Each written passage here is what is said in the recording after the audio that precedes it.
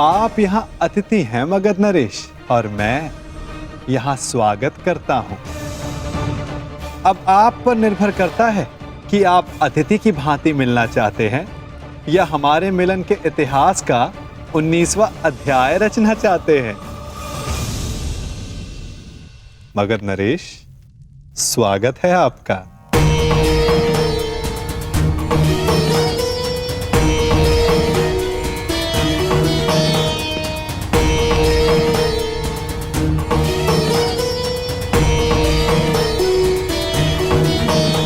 देख रहे हो मेरे होने वाले सम्राट, ये नटखट कैसे चटपट चटपट बोले जा रहा है? परंतु तुम घबराना नहीं, इस मायावी की माया को हरने के लिए ही मैं तुम्हारे साथ आया हूं। हाँ, अब तुम देखते रहो कैसे इस माखनचोर से तुम्हारा मामा उसकी वाणी चुराता है। वासुदेव,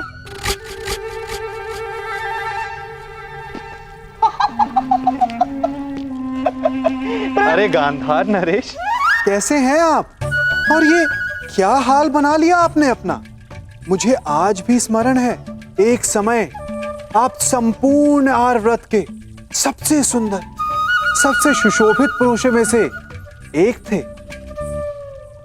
और अब मुझे अपने नेत्रों पर विश्वास ही नहीं हो रहा।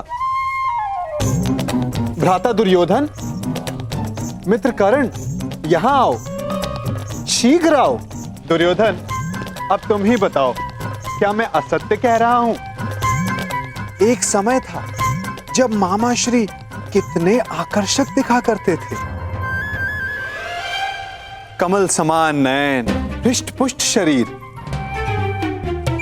शीतल वाणी, मधुर मुस्कान।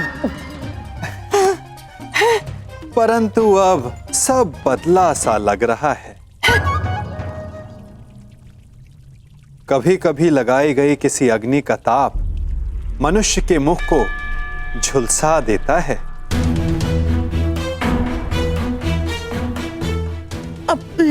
है ना दुर्योधन?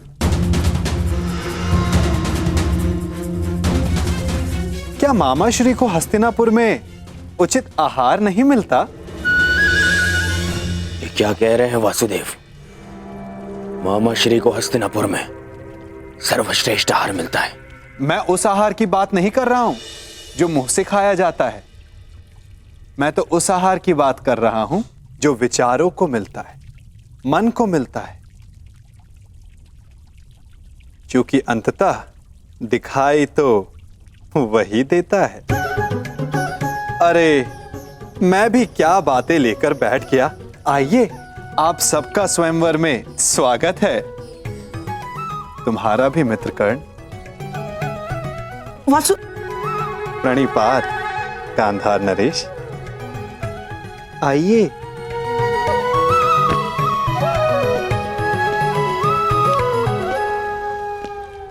तुम मेरे साथ आओ राधे। बहुत समय हो गया, सोचा तुमसे पूछ लूं कि सब कुशल मंगल है या नहीं। कितना महान चिंतक शकुनी, परंतु उतना ही लक्ष्यहीन, जैसे एक महान ब्रह्मास्त्र अपना मार्ग भूल गया हो कर्ण। जब तक अग्नि वश में होती है, मनुष्य को भोजन देती है। यदि अग्नि वश से बाहर हो जाए तो मनुष्य का भोज कर लेती है ना कर्ण?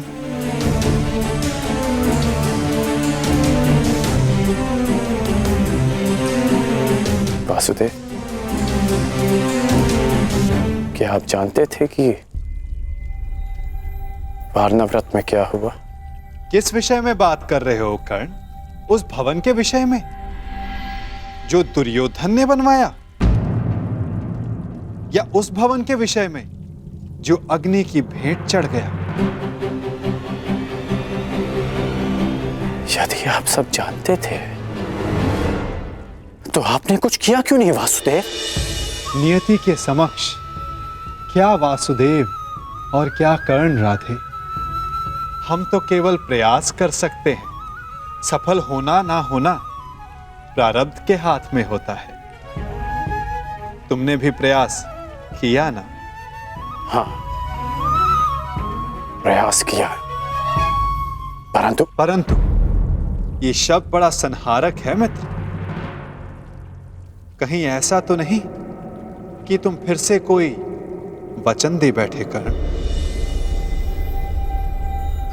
मैं वचन देता, मैं शोन की सौगंध खाता हूं कि मैं अपने मित्र को अकेला नहीं छोड़ूंगा।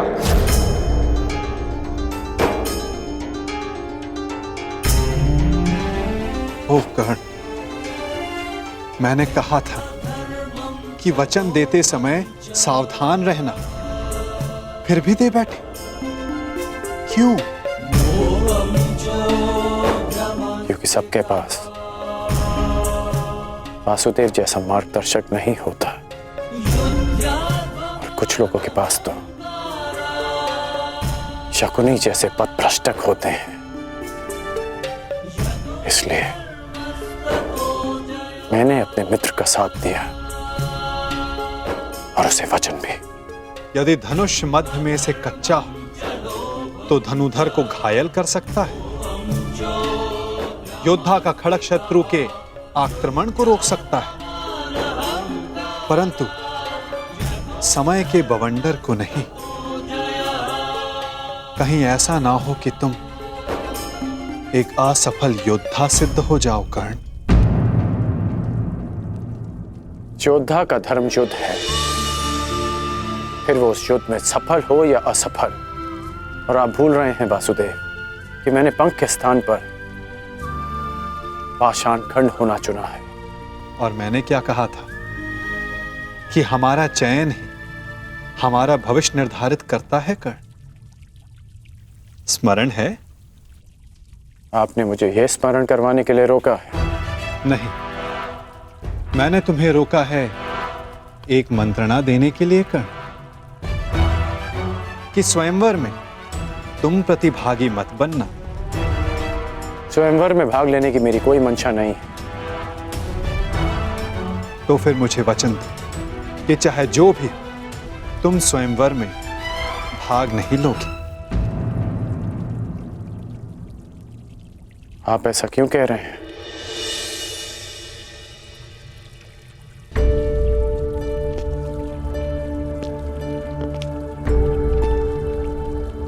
क्या आप नहीं चाहते कि मैं स्वयंवर में भाग लूं?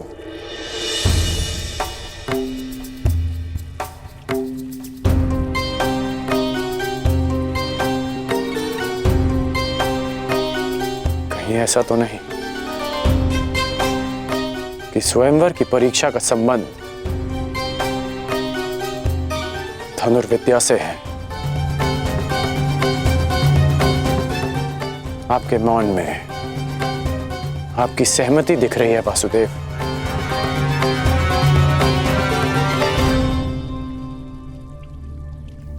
मैंने तुमसे एक वचन मांगा है राधे। आप ही ने मुझे सिखाया है कि बिना सोचे समझे किसी को वचन नहीं देना चाहिए। मैं स्वयंवर में भाग नहीं लूंगा, परंतु तब तक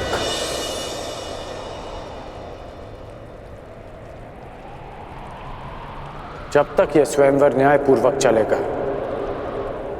और मेरे मित्र दुर्योधन के साथ कोई अन्याय नहीं होगा। परंतु अन्याय हुआ तो ना मैं अपने धनुष को रोक पाऊंगा और ना ही मेरे बाण मौन रहेंगे।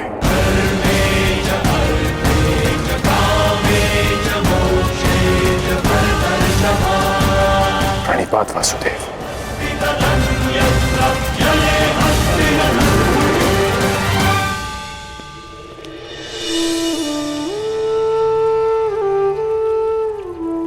कदाचित तुमने ये विचार दुर्योधन को वचन देने से पूर्व किया होता तो भविष्य कुछ और होता मित्र।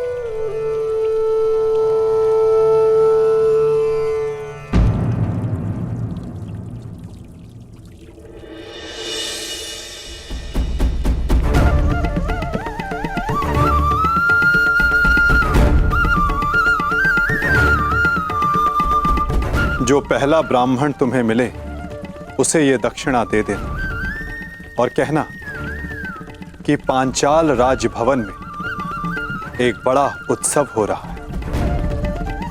जाओ।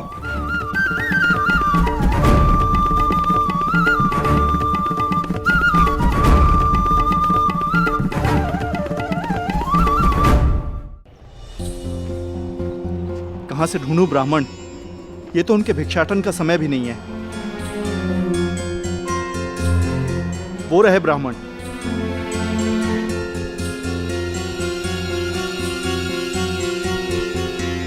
प्रणिपात ब्राह्मण देव। ये आपके लिए ब्राह्मण देव। एक संदेश भी है। राजमहल में एक बड़ा समारोह है और एक बड़ा भोज। अब पधारिएगा अवश्य। प्रणिपात।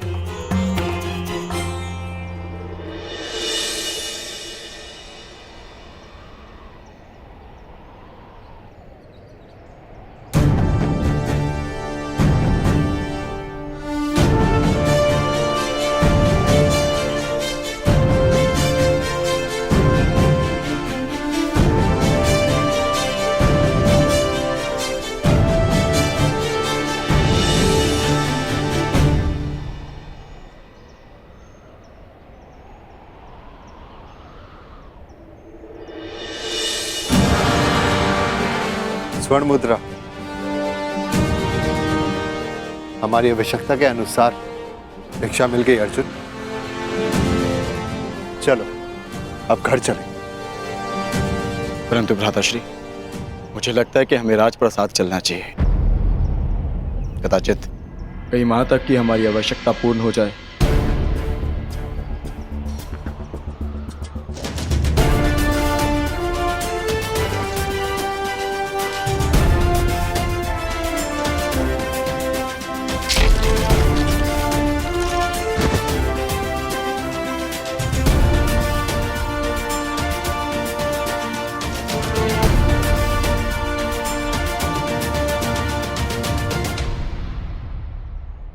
हाँ भ्राताश्री, कदाचित हमें वहां एक के स्थान पर 5 मुद्राएं मिल जाए। जब माताश्री कहेंगी कि आपस में बांट लो तो सुविधा हो जाएगी। अधिक लालच अच्छा नहीं है अनुज। भूखा रहना भी अच्छा नहीं है भ्राताश्री। आपने सुना ना, वहां भोज भी है। क्या आप अपने अनुज की क्षुधापूर्ति होते हुए नहीं देखना चाहोगे? यदि ऐसा है तो चलो। तुम्हें भरपेट भोजन करते हुए देखना भी बहुत बड़ा सुख है मेरे लिए। हम राजप्रसाद चलेंगे।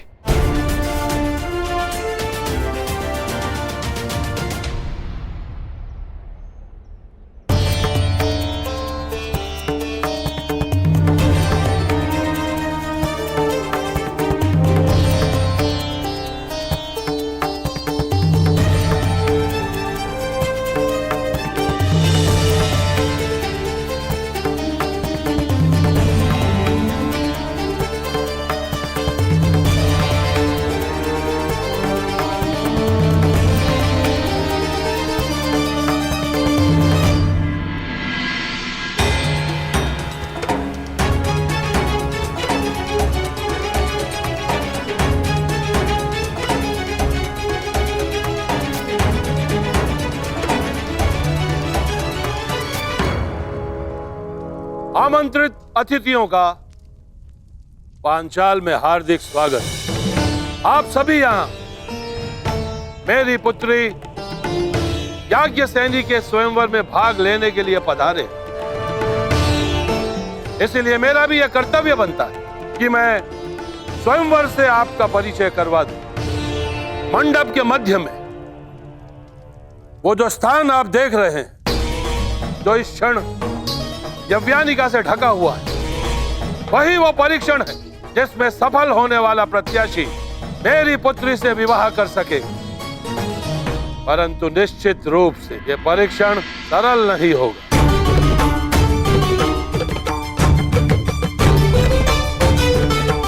अब अधिक विलंब ना करते हुए मैं उसे बुलाता हूं जो इस स्वयंवर की स्वयंवरा है, जो पंचतत्व अग्नि से जन्मी है, याज्ञसेनी पांचाल की राजकुमारी द्रौपदी।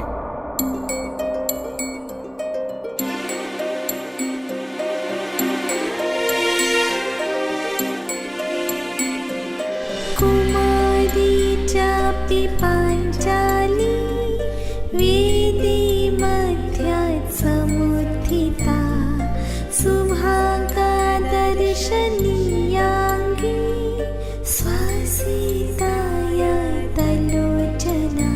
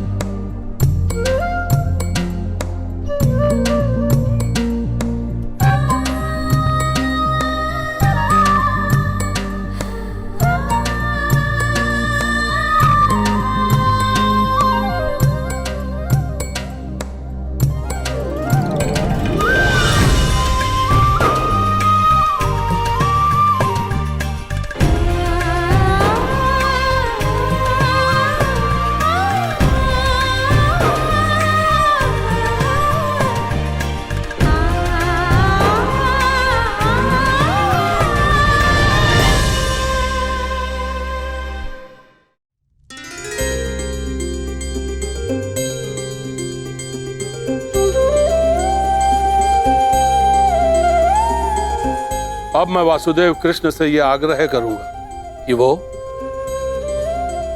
स्वयंवर में होने वाले अद्वितीय परीक्षण का परिचय प्रत्याशियों से करवाएं। आगंतुकों को वासुदेव कृष्ण का प्रणाम। आज होने वाला परीक्षण प्रत्येक योद्धा को स्वयं उसके बल, बुद्धि और कौशल से परिचय करवाएगा। इस परीक्षा में खरा उतरने के लिए प्रतिभागी में विलक्षण गुणों का होना आवश्यक है। उसमें वो बल होना चाहिए जिसे मापा ना जा सके, वो दृष्टि होनी चाहिए जो अदृष्ट के परे देख सके, वो एकाग्रता होनी चाहिए जो किसी में ना हो, और लक्ष्य को बिना देखे भेद सकने का सामर्थ्य भी।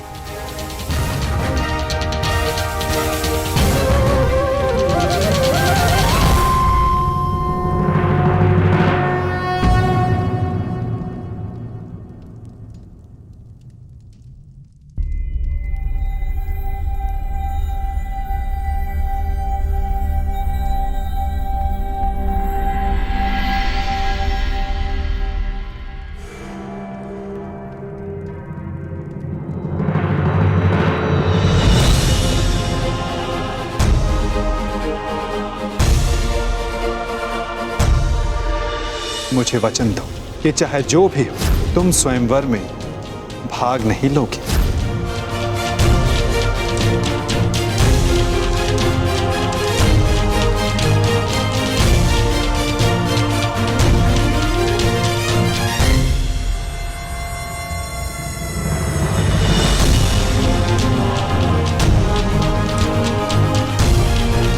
केवल इस धनुष की सुंदरता को देखकर आकर्षित मत होइए मित्रों, चूंकि धनुष है तो लक्ष्य अवश्य होगा। सोचिए, कहां होगा आपका लक्ष्य?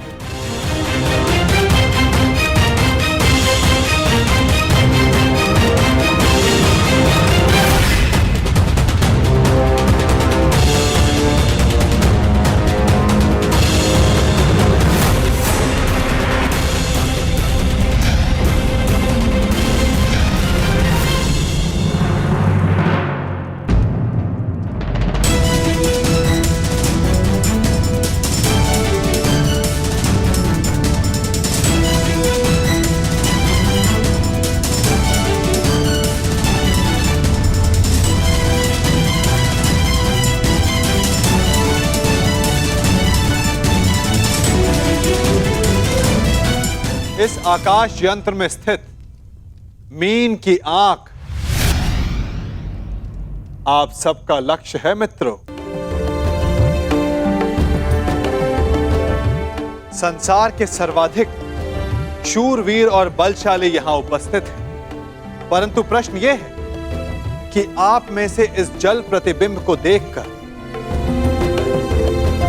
मीन की आंख का लक्ष्य कौन भेद सकेगा?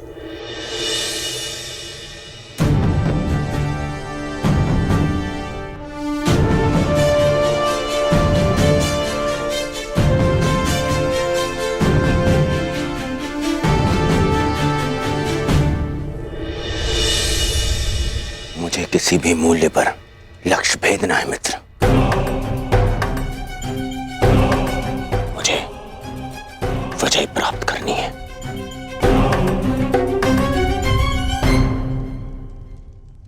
अब मैं क्रम से वीरों का नाम पुकार कर उन्हें परीक्षण के लिए आमंत्रित करूंगा।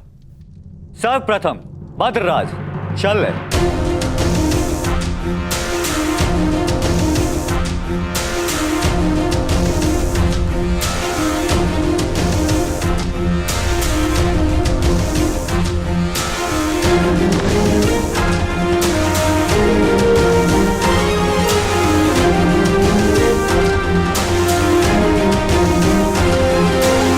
मित्र, आज कोई क्रोधित भी नहीं है, इसलिए मद्रराज के पास कोई अवसर नहीं किसी की शक्ति छीनने का।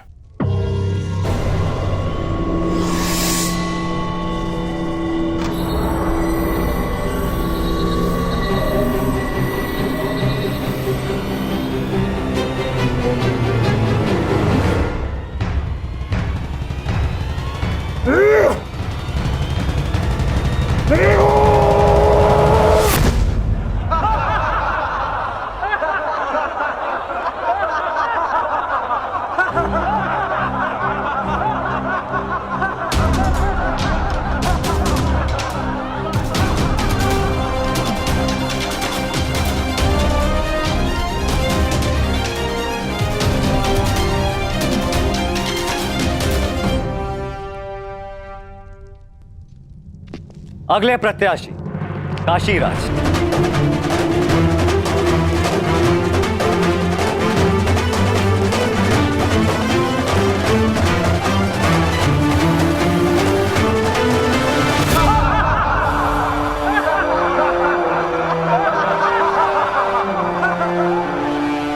क्या यह असंभव लक्ष्य नहीं है सखा? प्रतिबिंब देखकर आकाश यंत्र में घूमती मीन का नेत्र वेदन संसार में भला ये कौन कर सकता है? एक नहीं, 3 पुरुष हैं सखी, जो ये लक्ष्य साध सकते हैं। और वो कौन है? धीर स्त्री का आभूषण होता है सखी। धैर्य रखो, प्रश्न उठा है तो उत्तर भी प्रस्तुत होगा। 3 पुरुष ये लक्ष्य साध सकते हैं सखी। इस सभा में 2 उपस्थित हैं और तीसरा प्रवेश करने वाला है।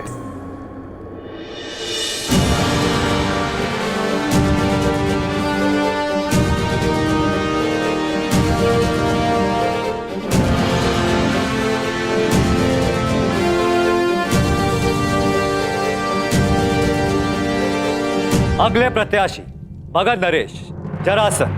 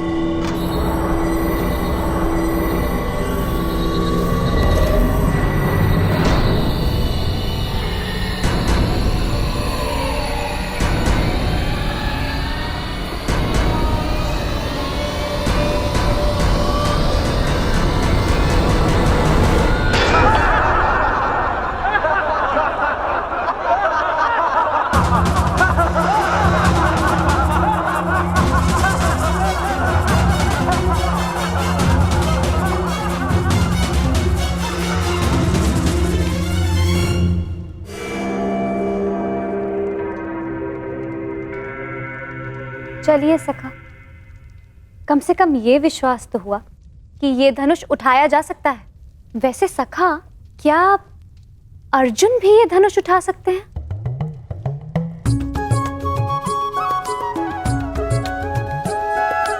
सखा, यदि अर्जुन इस सभा में उपस्थित हुए तब भी मैं उन्हें पहचानूंगी कैसे? कैसे मुझे ये ज्ञात होगा कि वो यहाँ उपस्थित हैं? अर्जुन, परंतु सबका तो ये मानना है कि वो जीवित नहीं है। मैं ऐसा नहीं मानती सखा, क्योंकि मैं अभी तक जीवित हूं। तुम कहां जीवित हो सखी? तुम तब तक जीवित नहीं जब तक अर्जुन ना मिल जाए, यही ना? और यही तो मेरा प्रश्न है केशव, कि मैं उन्हें कैसे पहचानूं जो मेरे जीवन का एक कारण है। जब वो क्षण आएगा तुम्हें स्वयं अनुभूत हो जाएगा सखी। तुम्हें अपने भीतर श्वास का प्रवास अनुभव होगा। वो अनुभूति तुम्हें आनंद नहीं, पीड़ा देगी। वो पीड़ा जिसकी तुम्हें प्रतीक्षा है, वो पीड़ा जो तुम्हें आनंद से अधिक प्रिय लगे। क्या मुझे सच में ऐसा अनुभव होगा सखा? परंतु कब? कौन जाने, कदाचित अति शीघ्र।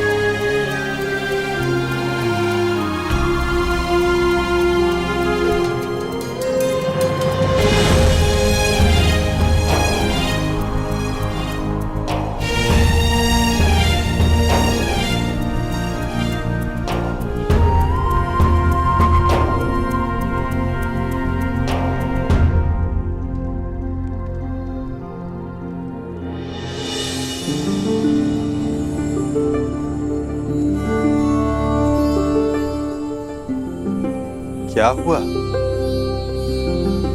सखा, मैंने कुछ अनुभव किया।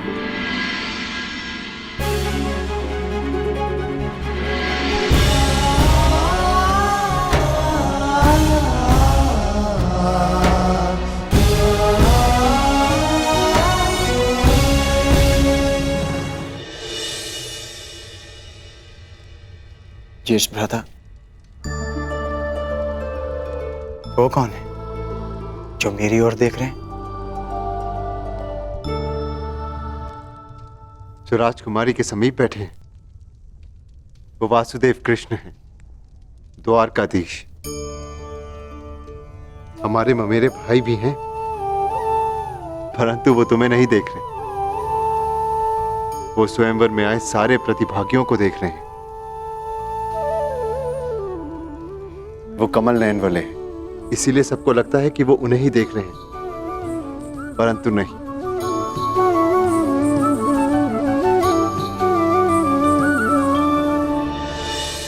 और अब मैं आमंत्रित करता हूं अंतिम प्रत्याशी,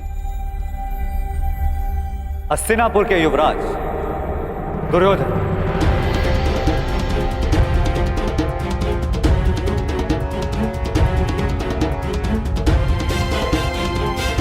अंतिम?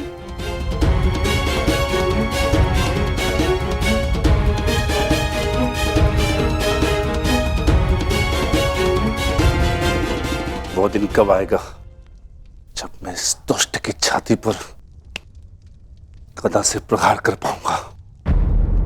शांत, ये माता श्री की आज्ञा है, स्मरण रखना। हमें यहाँ पर किसी की दृष्टि में नहीं आना है। हम यहाँ पर स्वयंवर देखने आए हैं और कुछ दक्षिणा लेने, बस।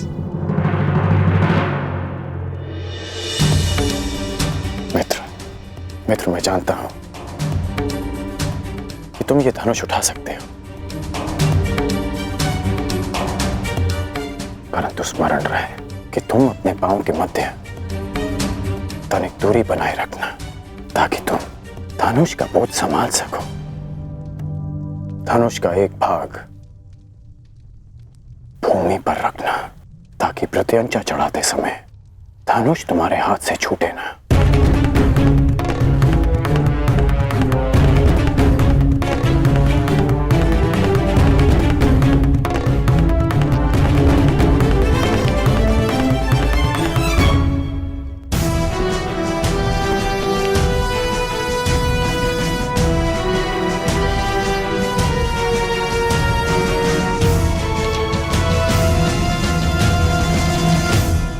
बताइए ना, कौन है वो 3 पुरुष जो ये लक्ष्य साध सकते हैं? पहला मैं स्वयं, दूसरा पांडु पुत्र अर्जुन और तीसरा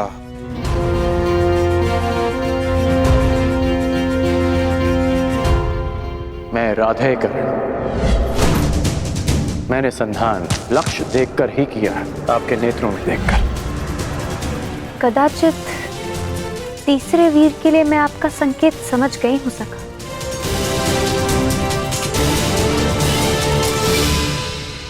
परंतु वो इस स्वयंवर में भाग नहीं ले रहा है। आशा यही है सखी, परंतु नियति क्या कहे कौन जाने।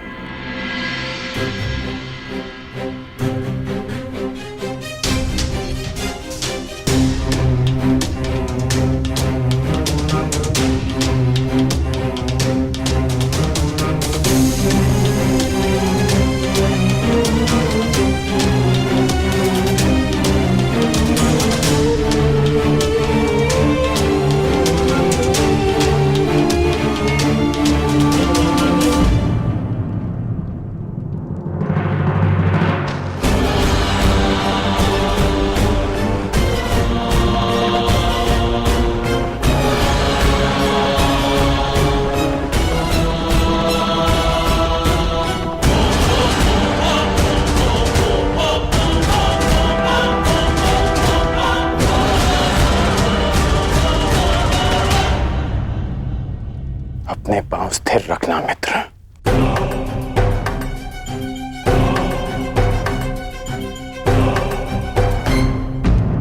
अब धनुष का एक भाग भूमि पर रखो।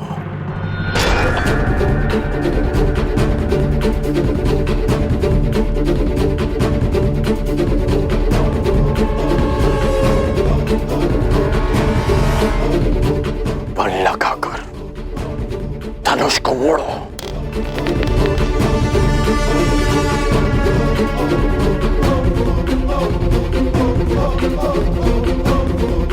धैर्य रखना मित्र, तभी प्रत्यंचा चढ़ा पाओगे। ये दुष्ट कहीं लक्ष्य साध न ले। नहीं भ्राताश्री, उसकी पकड़ दुर्बल है और प्रत्यंचा तेलीय है, दुर्योधन के हाथ से फिसल जाएगी।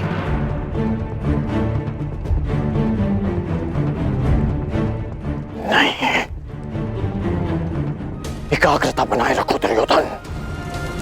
यदि ध्यान भटका तो प्रत्यंचा हाथ से छूट जाएगी।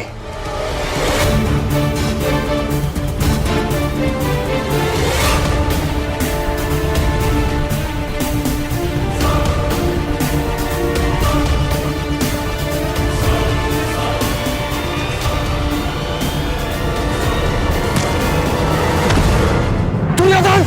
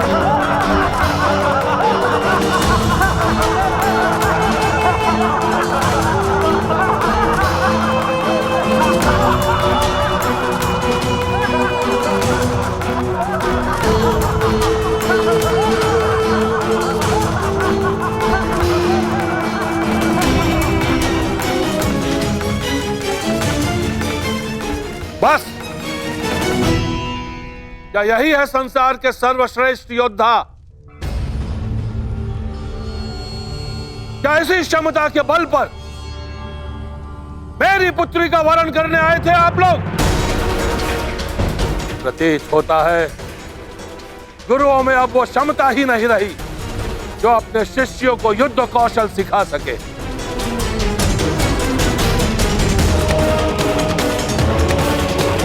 मेरी पुत्री का स्वयंवर अधूरा रह जाएगा, इस बात का दुख नहीं है मुझे, अभी तो खेद इस बात का है कि संसार के सर्वश्रेष्ठ योद्धाओं में से एक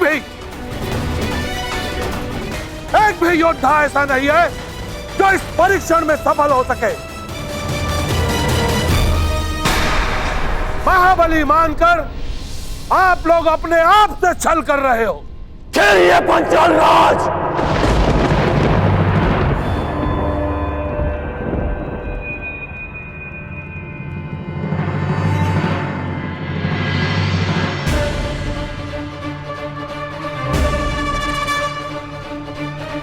मैं स्वयंवर में भाग नहीं लूंगा, परंतु तब तक जब तक यह स्वयंवर न्यायपूर्वक चलेगा और मेरे मित्र दुर्योधन के साथ कोई अन्याय नहीं होगा। परंतु अन्याय हुआ तो ना मैं अपने धनुष को रोक पाऊंगा और ना ही मेरे बाण मौन रहेंगे।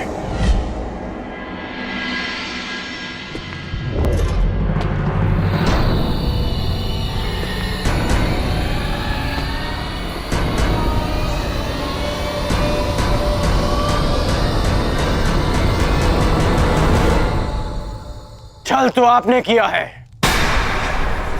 यदि आपको अपनी पुत्री के लिए एक धनुर्धारी चाहिए था तो शेष योद्धाओं को यहां बुलाकर अपमानित करने का छल क्यों किया आपने?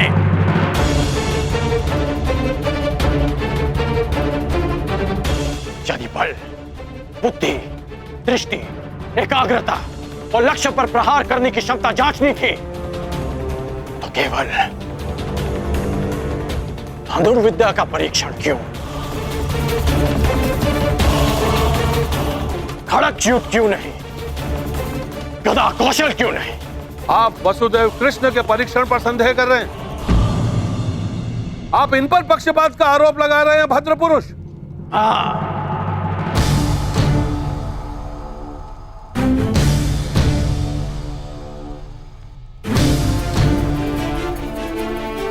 क्योंकि ये पक्षपात है। यदि यह गदा कौशल का परीक्षण होता तो मेरे मित्र युवराज दुर्योधन यहां उपस्थित सभी योद्धाओं को पराजित कर देते, परंतु नहीं, आपने यह परीक्षण एक पक्षीय रखा और उस पर आप महान गुरुओं की शिक्षा दीक्षा का अपमान कर रहे हैं। तो पांचाल राज, आपको आपकी ललकार का उत्तर अवश्य मिलेगा।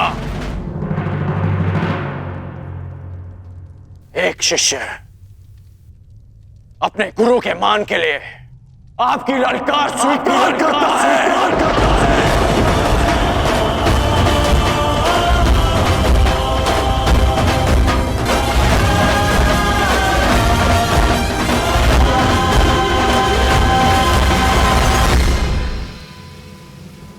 आज यहां इसी सभा में प्रत्यंचा भी चढ़ेगी, शर संधान भी होगा और लक्ष्य भेद भी होगा।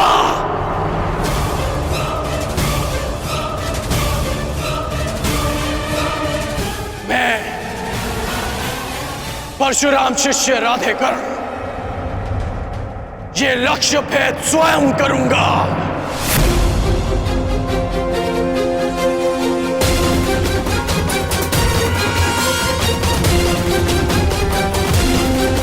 सखी, यदि तुम्हें ज्ञात हो कि अर्जुन जीवित है तो क्या करोगे? वो सब जो मेरे जीवन का उद्देश्य पूरा कर सके, जो कि अर्जुन से विवाह के पश्चात ही संभव है। तो फिर देखो सखी, वो तीसरा वीर जो इस परीक्षण में सफल हो सकता है।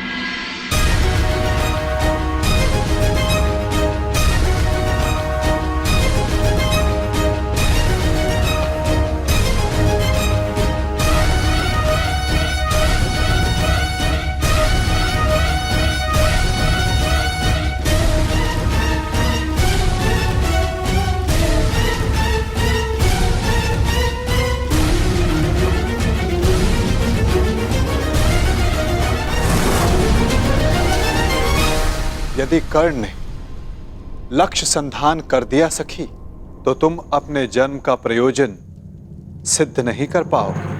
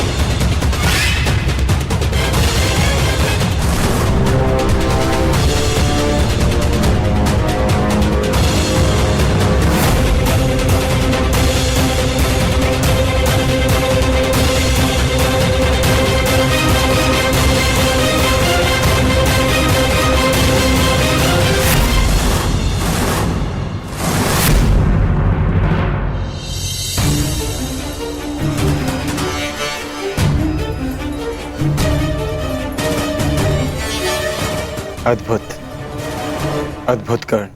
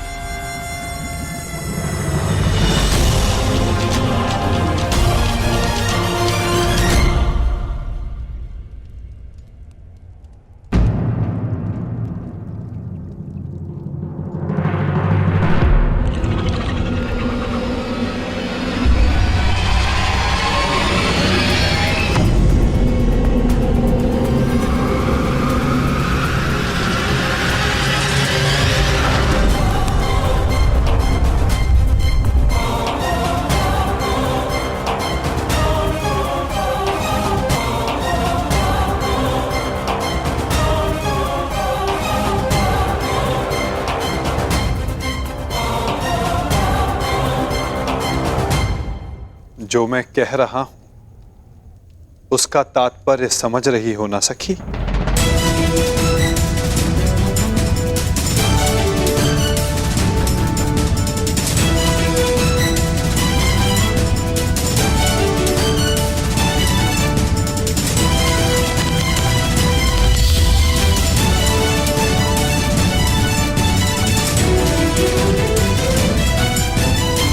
बिना देखे आपने लक्ष्य संधान कैसे किया?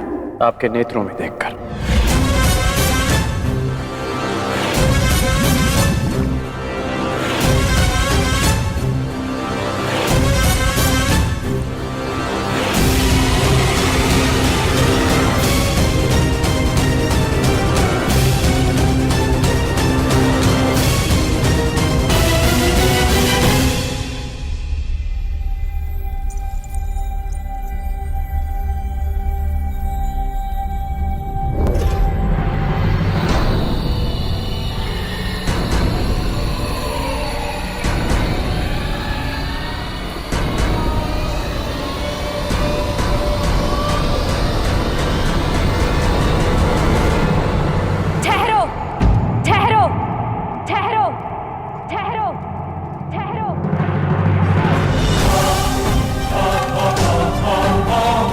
ये शरसंधान नहीं होगा।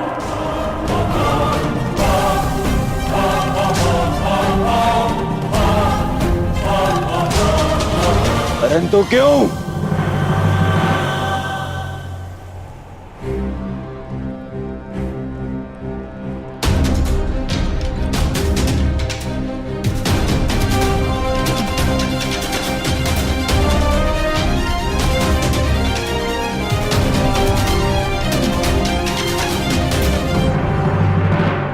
क्योंकि मैं एक सूत पुत्र से विवाह नहीं करूंगी।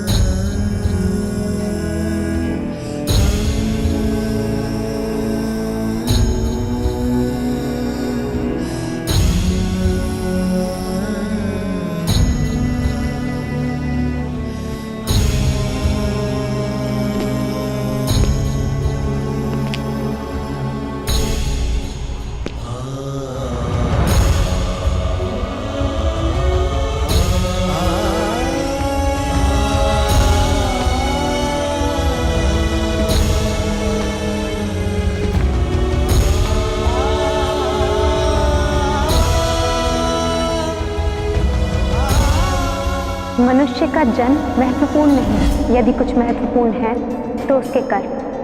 कर्म शब्दों से अधिक श्रेष्ठ माध्यम है मनुष्य और उसकी योग्यता के परिचय का।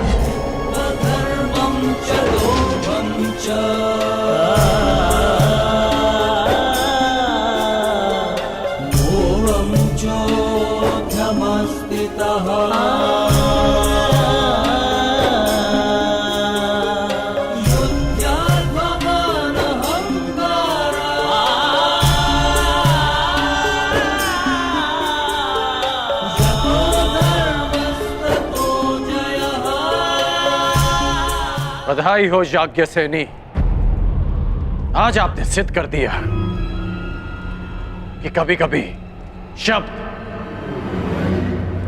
कर्म से अधिक श्रेष्ठ माध्यम होते हैं।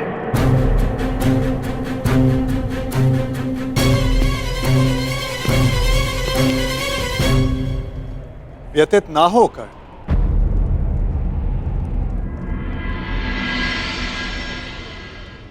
ये निर्णय स्वयंवरा का है और इस सभा में उपस्थित सभी को इस निर्णय का सम्मान करना चाहिए। बस!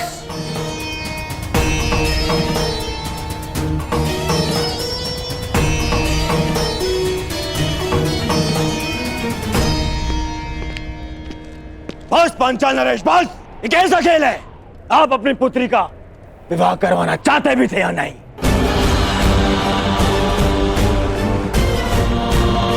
केवल अपने मनोरंजन के लिए आपने ये स्वयंवर रच लिया।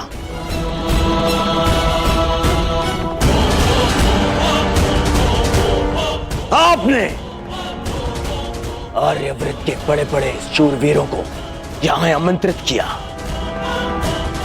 किसी को ज्ञात भी नहीं था कि परीक्षण में होने क्या वाला है। फिर एक विचित्र सी शर्त रख दी आपने स्वयंवर की, और जब अंगराज इस परीक्षण में सफल होने वाले थे तो आपकी पुत्री द्रौपदी ने इन्हें रोक दिया।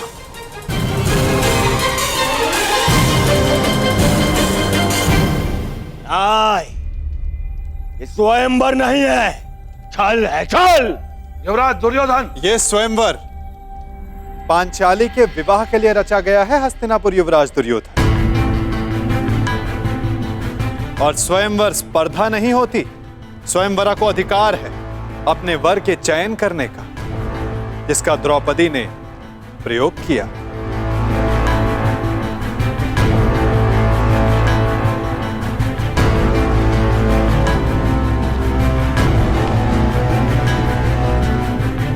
और रही बात छल की राजकुमार दुर्योधन, तो छल किसने किया, कहां किया, कब किया, उस विषय में कदाचित आप इस भरी सभा में बात नहीं करना चाहेंगे, है ना युवराज दुर्योधन?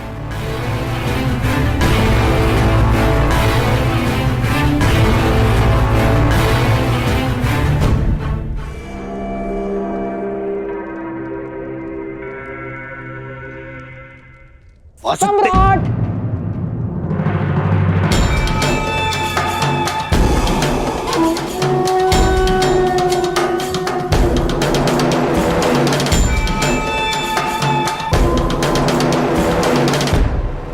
मैं यहां उपस्थित सभी राजवंशियों की ओर से कुमारी द्रौपदी के निर्णय का समर्थन करता हूं।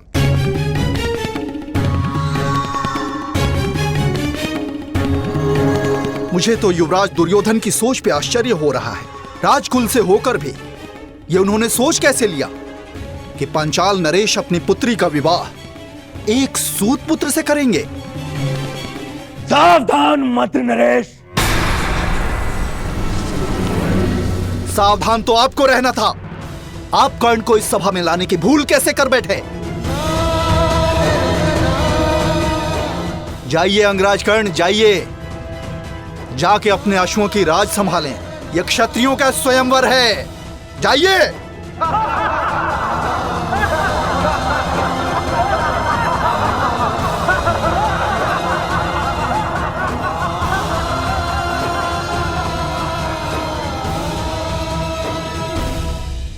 हाँ, हाँ, हाँ, मैं एक सूत पुत्र हूं।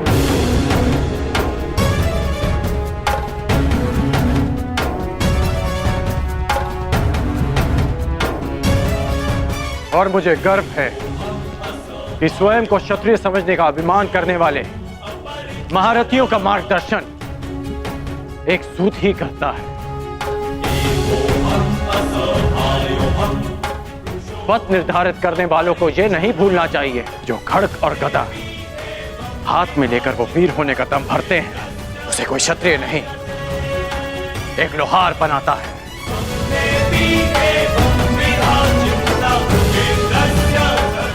जो अन्न वो खाते हैं उसे किसान उपजाता है।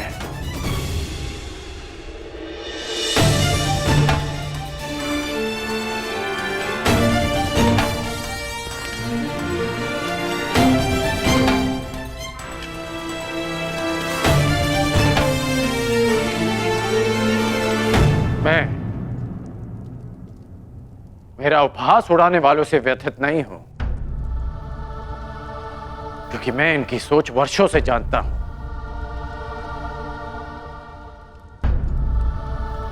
मैं आपसे निराश हूं, क्योंकि मुझे लगा कि आपकी सोच इनसे भिन्न है।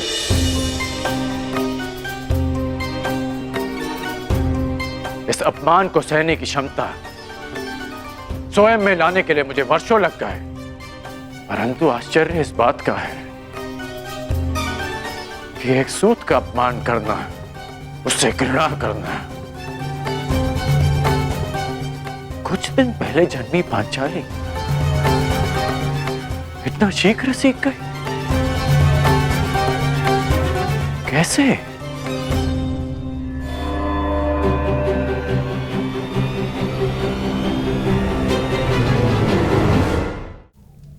कुछ दिन पहले जन्मी पांचाली इतना शीघ्र सीख गए? कैसे?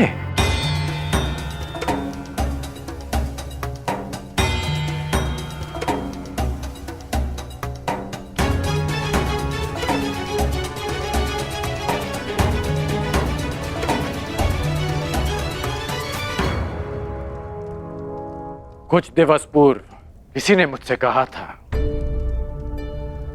कि हर कर्म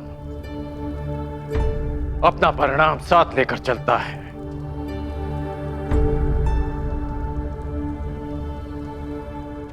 तो सुनिए याज्ञसेनी कि जो आज आपने मेरा अपमान किया, उस अपमान का परिणाम आपको अवश्य मिलेगा।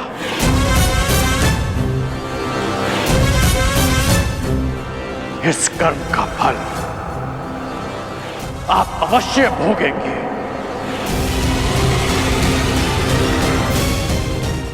आपके शब्दों के गूंज का नाद जीवन भर आपको सुनाई देता रहेगा। स्मरण रहे।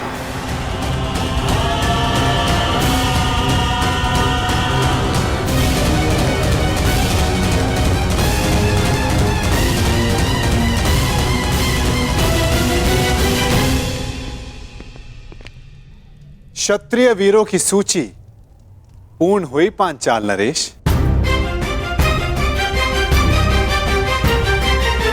प्रतीत होता है कि अब और कोई नहीं जो इस परीक्षा में सफल हो सके। तो क्या स्वयंवर निरस्त कर दिया जाए पांचाल नरेश? नहीं केशव, यदि स्वयंवर निरस्त कर दिया गया तो पांचाल का बड़ा अपयश होगा। कोई उपाय सोचिए।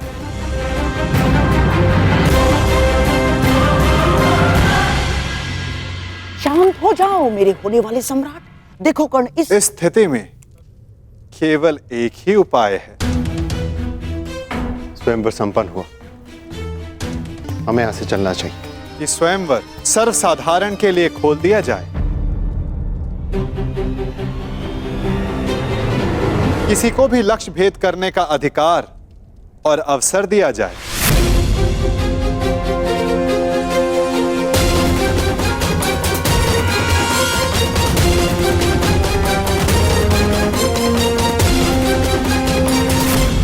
लो मेरे होने वाले सम्राट, अब स्वयंवर तो सबके लिए खुल गया है। जब कोई कुछ कर ही नहीं पाएगा तो कर्ण को अवश्य अवसर मिलेगा। हमें यहां रुकना चाहिए। नहीं मामाश्री, यदि अब हम पांचाल में रुके तो केवल एक ही कारण होगा, और वो युद्ध है, अन्यथा नहीं। चलिए यहां से।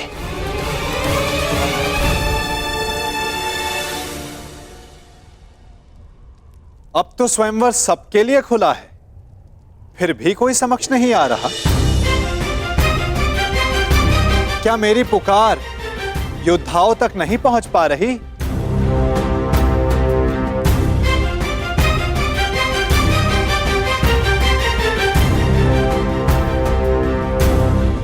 छिपे हुए योद्धाओं, अपने मन से प्रश्न करो कि क्या अधिक महत्वपूर्ण है, अज्ञात में रहकर अपना परिचय छिपाना,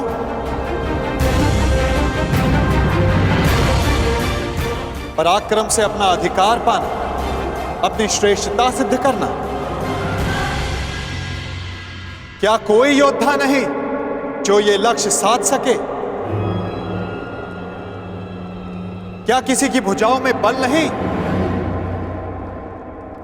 यदि है तो मैं उसका आवाहन करता हूं। अर्जुन, आगे बढ़ो।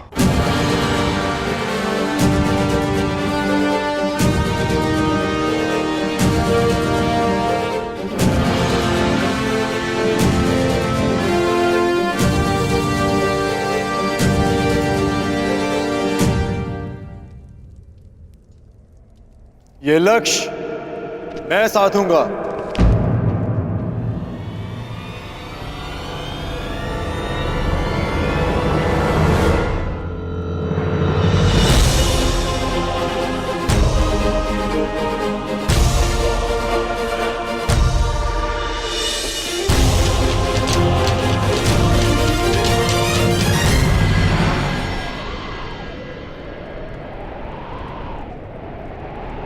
जब वो क्षण आएगा तुम्हें स्वयं अनुभूत हो जाएगा सखी।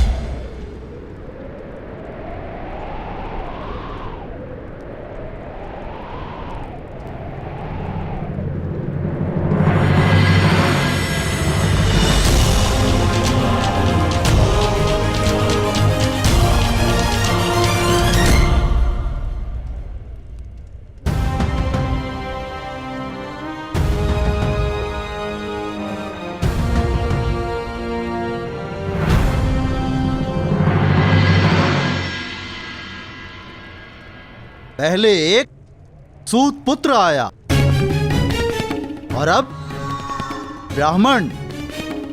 सत्य कहा था देवकी नंदन ने, ये स्वयंवर तो अविस्मरणीय रहेगा।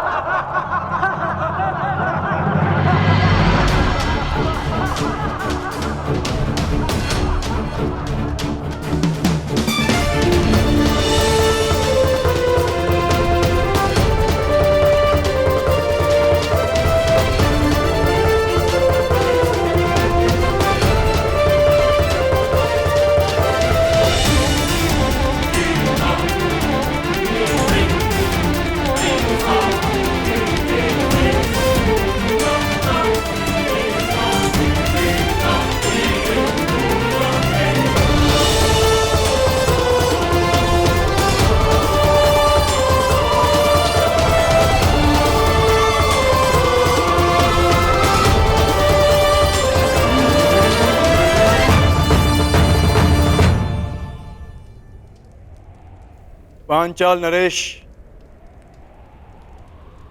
लक्ष्य संधान की अनुमति चाहूंगा। ब्राह्मण देवता, आप भूलवश यहाँ आ गए हैं। यज्ञशाला दूसरी ओर है और भिक्षादान द्वार पर हो रहा है। जाइए। सुना है ब्राह्मणों के श्राप में बड़ी शक्ति होती है। ऐसा ना हो कहीं इस मीन को श्राप देकर नीचे गिरा दें।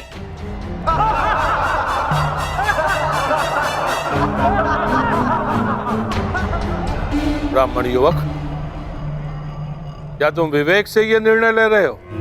कदाचित तुम्हारी शिक्षा दीक्षा पालन पोषण इस परीक्षा के अनुरूप नहीं है। यहां उपस्थित सारे योद्धाओं का परिणाम तो तुम देख ही चुके हो।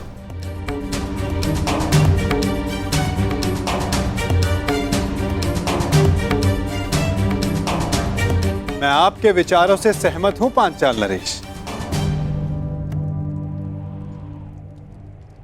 परंतु ब्राह्मण के बल पर संदेह नहीं करना चाहिए।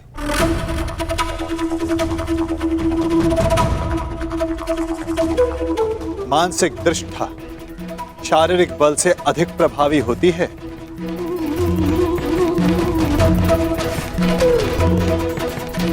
दिव्य अस्त्र का आवाहन करने वाले मंत्र ब्राह्मणों की शक्ति होती है। और फिर श्री परशुराम भी ब्राह्मण ही तो हैं। क्या उनकी शक्ति पर किसी को संदेह है?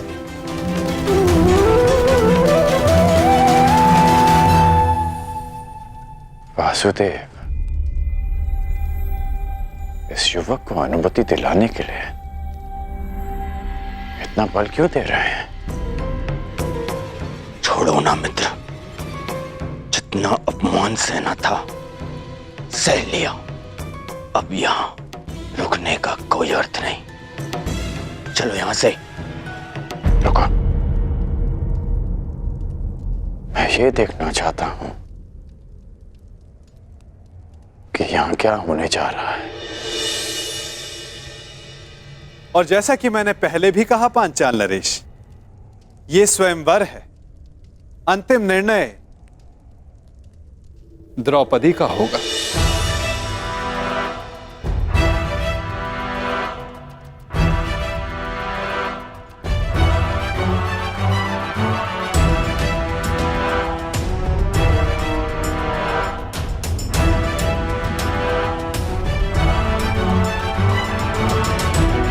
याज्ञसेनी, क्या तुम इस ब्राह्मण युवक को अपना कौशल सिद्ध करने का अवसर देना चाहोगी?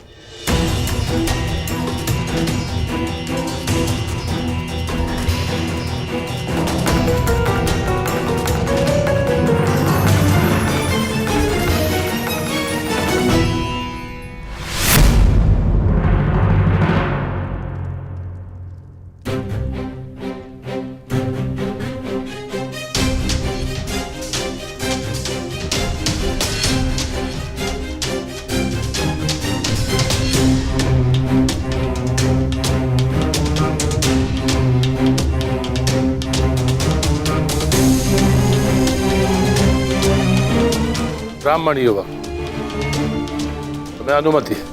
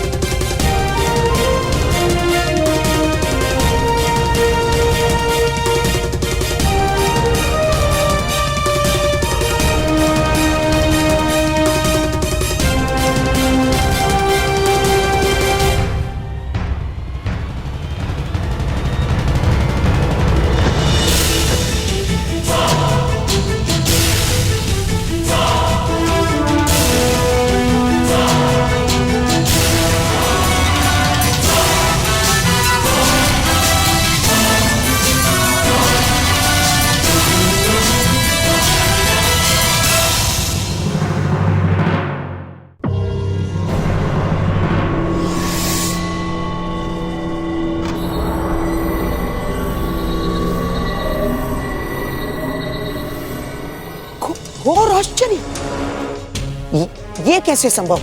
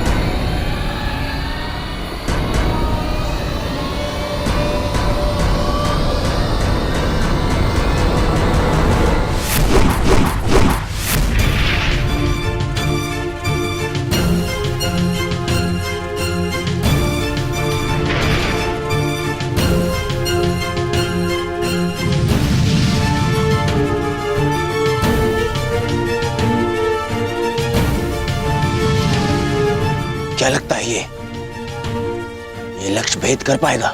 अवश्य मित्र। संधान सर्वथा उत्तम था।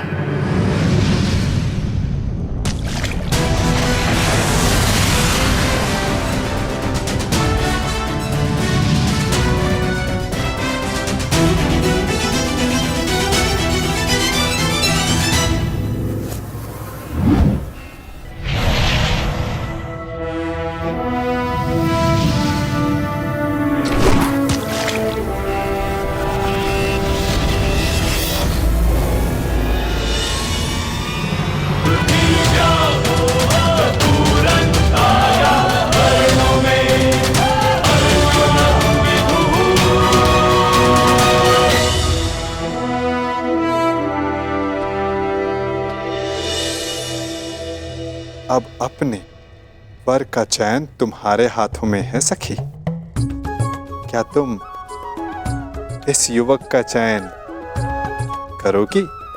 ये चयन तो युगों पूर्व हो चुका है केशव।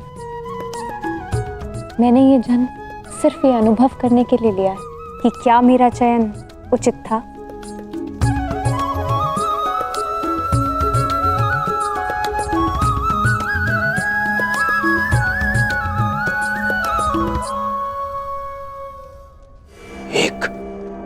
साधारण ब्राह्मण ने लक्ष्य भेद कर कैसे लिया? जो तुम्हारे सामने खड़ा है वो सामान्य नहीं है मित्र। कुछ तो असाधारण है इसमें।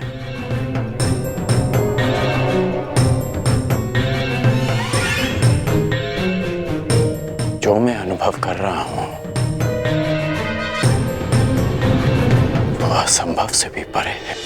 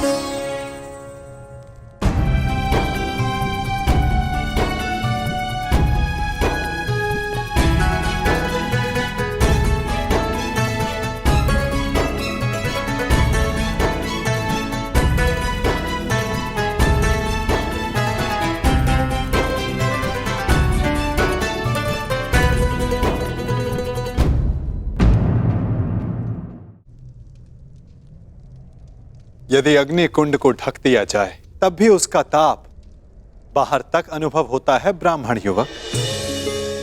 तुम्हारे भीतर की योद्धा की अग्नि को ब्राह्मण वेश रोक ना सका। और अग्नि तो पुनीता होती है। जब तक तुम्हारे जीवन का उद्देश्य पूर्ण ना हो जाए तुम्हें भस्म कैसे कर सकती है?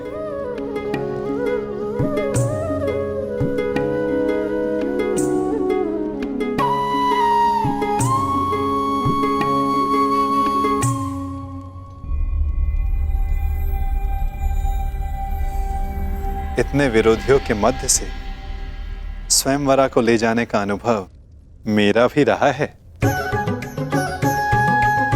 उस अनुभव के आधार पर तुम्हारे लिए एक सुझाव है। यहां से शीघ्र चले जाओ।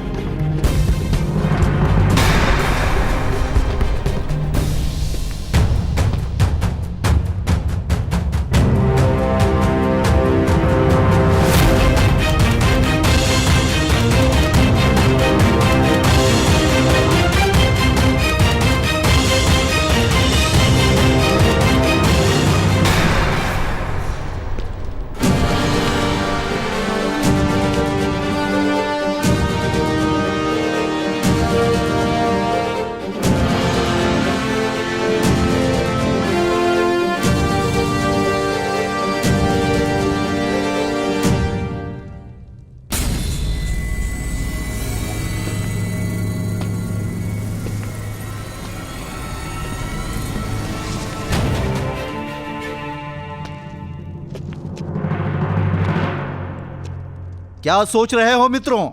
क्या मुख लेके जाओगे अपने प्रजाजनों के सम्मुख? जब वो पूछेंगे कि स्वयंवर में क्या हुआ, तो ये गाथा बताओगे कि हम महाबली एक धनुष तक ना उठा सके और हमारी नाक के नीचे से भिक्षा पे जीवन व्यतीत करने वाला एक ब्राह्मण पांचाली को लेके चला गया। अगर पांचाली हमारी न हुई तो किसी की नहीं होगी। हम उस ब्राह्मण का वध कर देंगे। मुझे अनुभव हो रहा है कि शीघ्र ही यहाँ कुछ अशुभ घटित होने वाला है। अशुभ तो घटित हो चुका है मित्र। एक साधारण ब्राह्मण हम क्षत्रियों के माथे पे कलंक लगा गया, और मैं ऐसा नहीं होने दे सकता, कदापि नहीं। मित्र, कुछ अनुचित मत कर बैठना। स्मरण रहे कि इस ब्राह्मण युवक ने परीक्षा में सफल होकर द्रौपदी का वर्ण किया।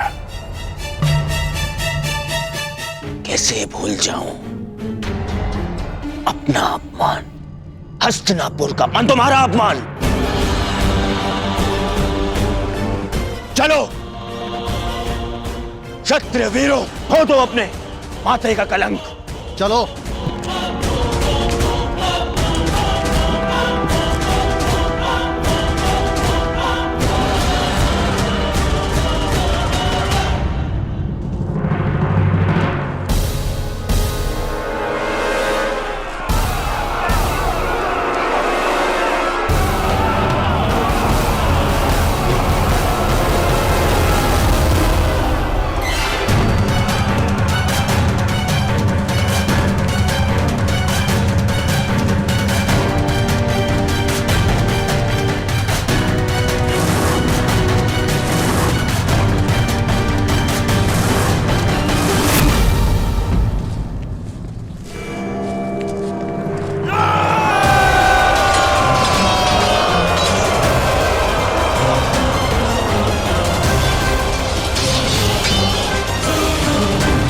भ्राताश्री, पांचाली को यहाँ से सुरक्षित ले जाइए।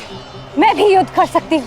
मुझे तुम्हारी क्षमता पर संदेह नहीं है पांचाली, परंतु तुम्हें भी अपने वर की योग्यता पर संदेह नहीं होना चाहिए। जब तक मेरी भुजाओं में बाण चलाने की शक्ति और छाती पर घाव सहने की क्षमता, तुम्हें अस्त्र उठाने की आवश्यकता नहीं पड़ेगी।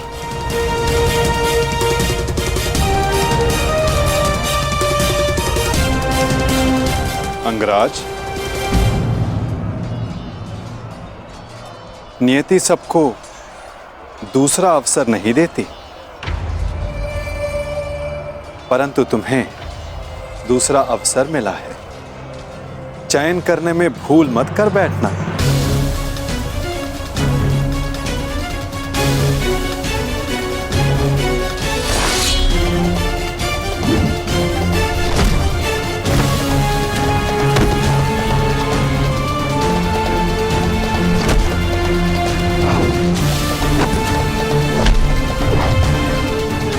कर्ण, योद्धा का मन सदा युद्ध करने को ललायित रहता है, परंतु जैसे मैंने जरासंध से कहा था कि योद्धा वही होता है जो जब तक हो सके युद्ध को टाले। आपने एक और बात कही थी वासुदेव कि हम सब नियति से बंधे हैं, तो युद्ध होना है तो होगा। हाँ, कारण अवश्य भिन्न हो सकते हैं, कभी तारण तो कभी शंका का निवारण।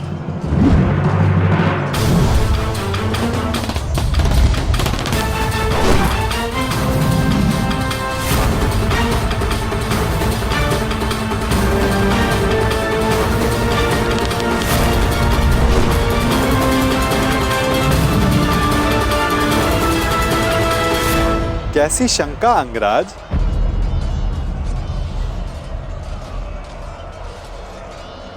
आप तो मेरा मन पढ़ सकते हैं ना वासुदेव, तो बताइए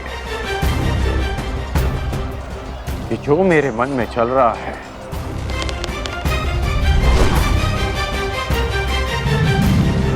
क्या वो सत्य है? सत्य तो कुछ भी हो सकता है अंगराज, बस उसे सिद्ध करने के लिए प्रमाण की आवश्यकता होती है। और तुम्हारे शंका का निवारण का केवल एक ही मार्ग है। तो प्रमाण के लिए ही युद्ध होगा। जिस प्रकार हर मनुष्य एक दूसरे से भिन्न होता है, उसी प्रकार हर धनुर्धारी के बाणों की चाल भी एक दूसरे से भिन्न होती है।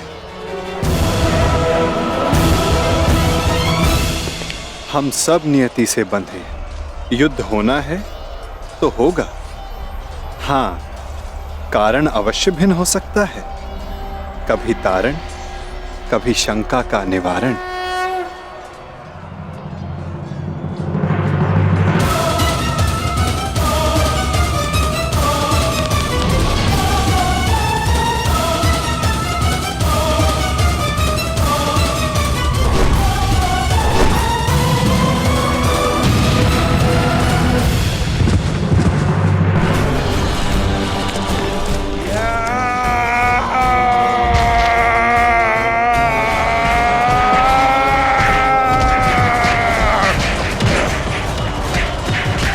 रुको ब्राह्मण पुत्र,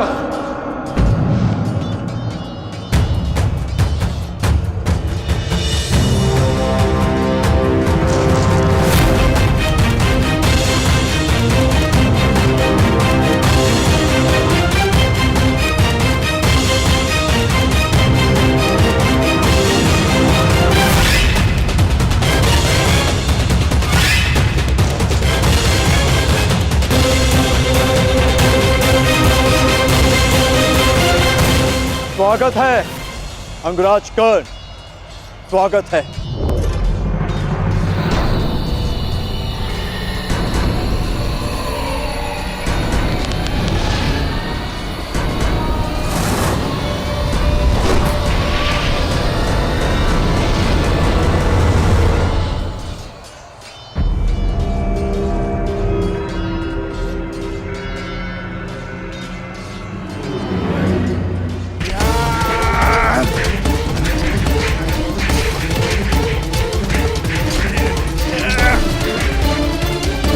भूखे हो, बड़े भूखे हो ब्राह्मण। अब ये वृक्ष उखाड़ रहे। अरे हाँ, तुम्हें देखकर मुझे एक मूर्ख का स्मरण होता है, वो भी भोजन के लिए सदैव व्याकुल रहता था। अरे महाकाय ब्राह्मण, बालकों पर क्यों प्रहार कर रहे? आओ, मुझ पर प्रहार कर, आओ। इससे अवसर की मैं कब से प्रतीक्षा कर रहा था।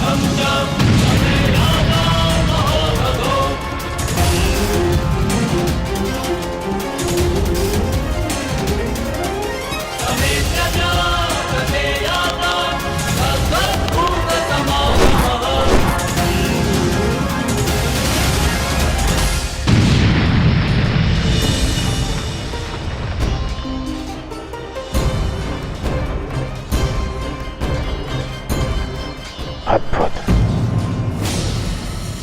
क्या तुम सच में ब्राह्मण हो वीर?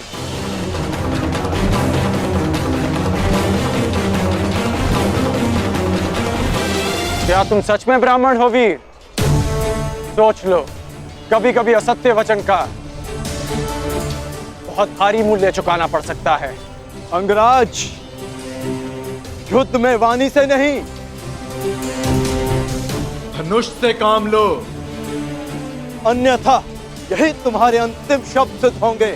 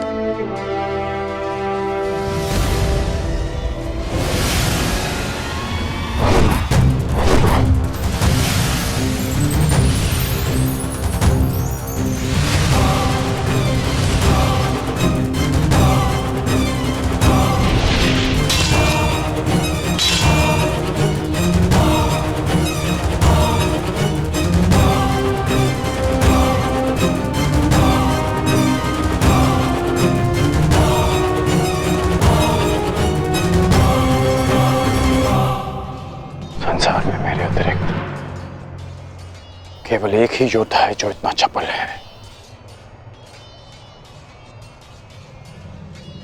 अर्जुन।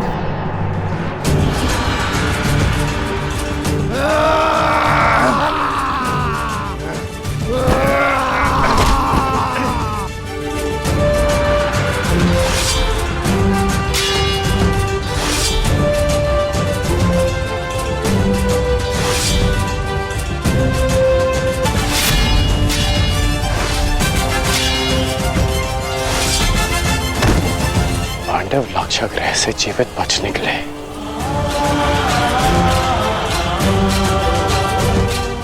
अर्थात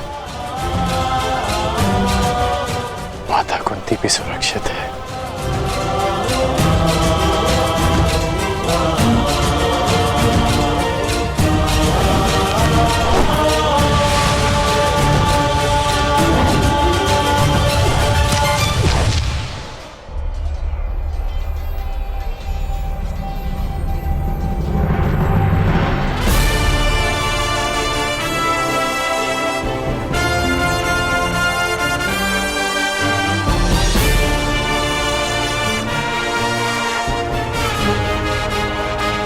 मैं समझ गया हूं कि तुम एक महान योद्धा हो ब्राह्मण, और मैं ये भी जानता हूं कि तुम्हें इस युद्ध की आकांक्षा स्वयंवर में विजय की आकांक्षा से भी कहीं अधिक है।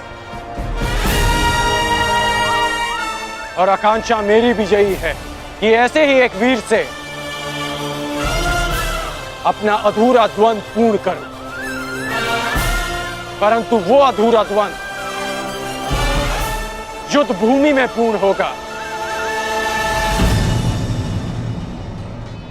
किसी अभिमानी के स्वयंवर में नहीं। शंका का निवारण हो गया। अब इस युद्ध का कोई कारण शेष नहीं। मैं तुम्हारे उज्जवल भविष्य की कामना करते हुए इस युद्ध को यहीं समाप्त करता हूं। जाओ ब्राह्मण पुत्र, तुम्हारी माता तुम्हारी प्रतीक्षा कर रही हूं।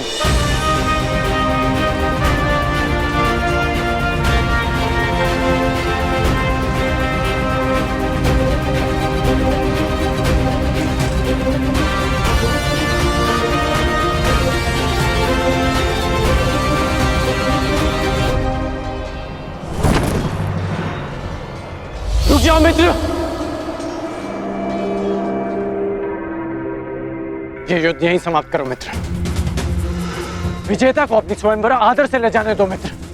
नहीं मित्र, हम इन्हें मित्रों में वाद परिवाद नहीं होता।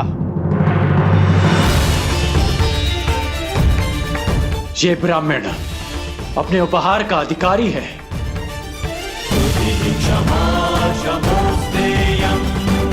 जाने दो इसे।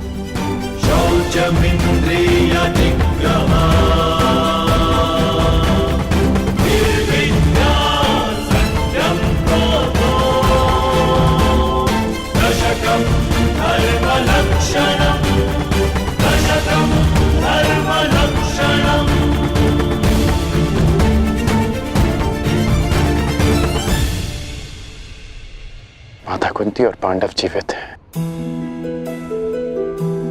मेरे मन से एक बोझ उतर गया। अन्यथा लाक्षागृह की वो अग्नि मेरे मन को सदैव जलाती रहती।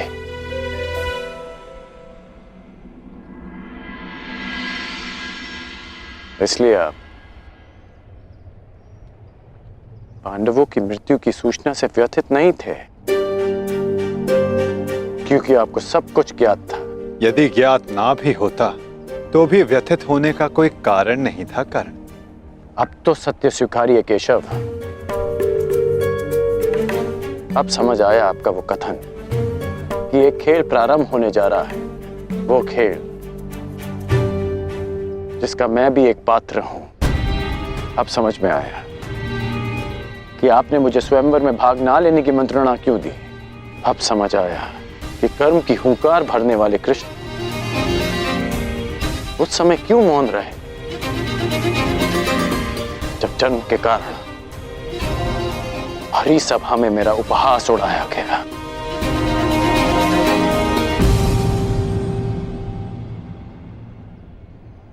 अर्जुन के लिए ही ना नटवर।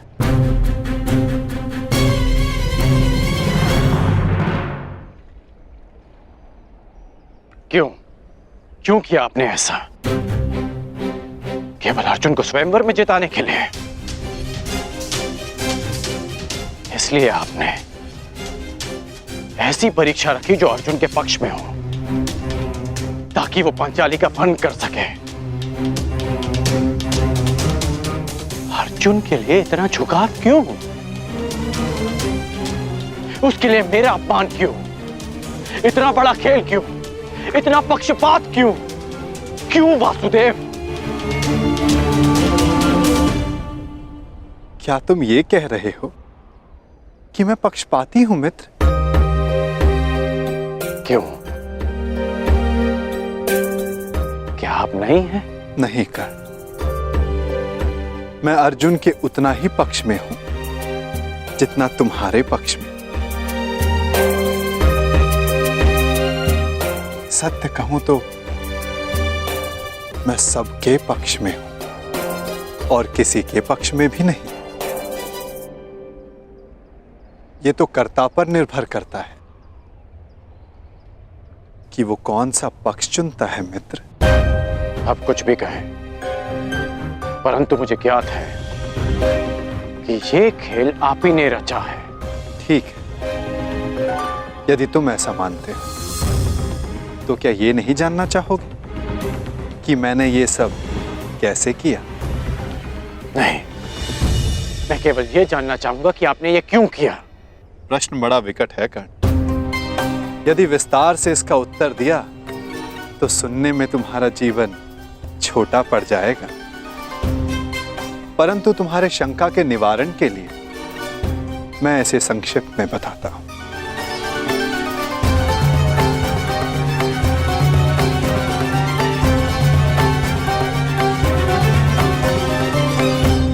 एक महाचक्रवात आने को है कर्ण, ऐसा विकराल चक्रवात जिससे कोई भी सुरक्षित नहीं रह पाएगा।